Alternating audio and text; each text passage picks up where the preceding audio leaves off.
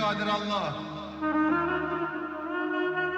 Alım əlimizdən mehribanlığı.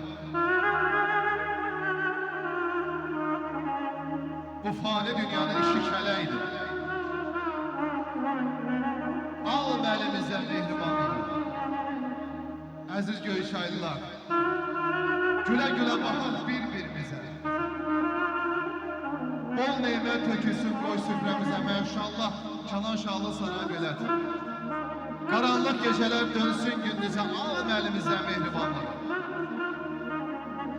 Gəlsin qohumlar, doğmalar, əziz elləri. Dünəndən, bugündən desin dilləri. Açıb Tanrı dərgahına əllərin, alım əlimizdən mehribanlığı. Alım əlimizdən mehribanlığı. Alım əlimizdən mehribanlığı.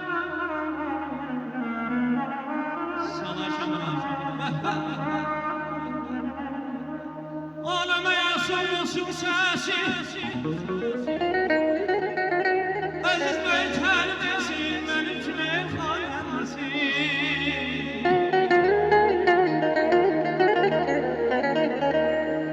Sefer olur çarşı ta gece gitsin. Sefer olur çarşı ta gecesin. Bütün sıkıntı Amin, amin. Gönlü kardeşim var olsun. Geçmiş olsun. Kenan Şahlı sana döyüne yüreği. Ezimiz olsun süfreni, şerefsiz olsun. Ay dostlar, ay dostlar, gel Allah'tan artırır diye. Ezizlerimiz olsun. Amin.